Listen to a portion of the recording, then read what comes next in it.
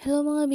Another day, another vlog. Second day nga ng aking duty sa hospital, medical ward. Pagkatapos ko nga po asikasuhin si Iper, nag-asikaso na rin ako at umalis na po kami ng bahay. At si Kuya Iper nga po pumunta ulit sa bahay ng lola niya. Habang naglalakad nga po ako, nakita ko po ito. Maganda nga po na may mga ganitong paalala para naman po malinis po ang kapaligiran. So nga lang po, kahapon ang dami ko pa rin nakitang mga aso at ang dami pa rin tayo sa daanan. Julit na nga po akong pumila at kung kailan naman late, tsaka naman po ang tagal ng jeep. Fast forward nga po tayo, nandito na po ako sa ospital and good thing naabutan ko ang endorsement. Medyo matagal nga po ang endorsement, lalo na kung maraming pasyente. Pagkatapos nga po ng endorsement, nag-asikaso na po kami ng mga patients. And ito nga po ang isa sa mga struggle ko, ang pagsusot ng gloves. Kasi naman po, lagi pong pawisi ng kamay ko. So one time nga po, nung pinakauna naming duty sa hospital, pinakuha ko ng CI ko ng gloves. Dahil po, inutosan po akong tanggalin yung cannula sa pasyente. Kung hindi nyo po alam, ang cannula po, ito po yung tinutusok sa patient para po mabigyan po sila ng IV fluid or yung tinatawag na dextrose. Galit nga po siya sa akin noon at sinabihan po akong mabagal. Pagkatapos nga po namin asikasuhin yung mga pasyente namin, umupo po muna kami dito dahil wala naman pong gagawin. Sa mga pinakagusto kong gawin sa ospital ay ang pagbibigay po ng gamot. Although mahirap po mag-prepare ng gamot lalo na kung maraming pasyente, pero yun po ang pinakagusto ko. Fast forward nga tayo mga B, so tapos na po ang duty, chinecheck na lang po ng CI ang aming mga charting.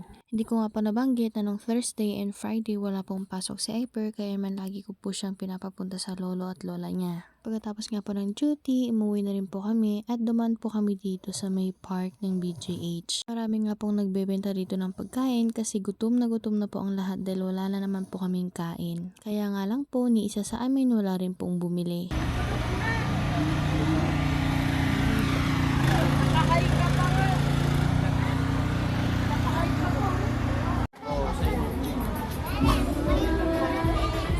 Free meds Saan? Ay, free meds. Meds lang.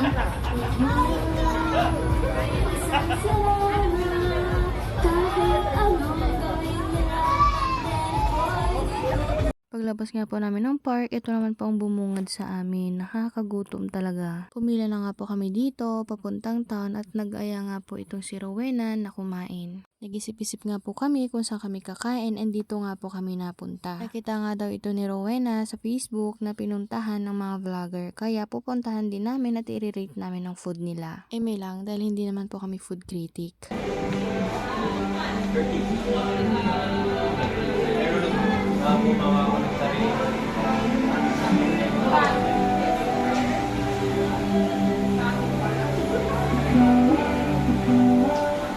Ang in-order nga po namin dyan ay chicken pares na may dilaw na rice. See? Dilaw yung rice. So, ito na nga, husgahan na natin ang pagkain nito. Itong rice nila medyo parang magaspang, hindi siya smooth sa bunganga. Yung chicken naman for me, maalat.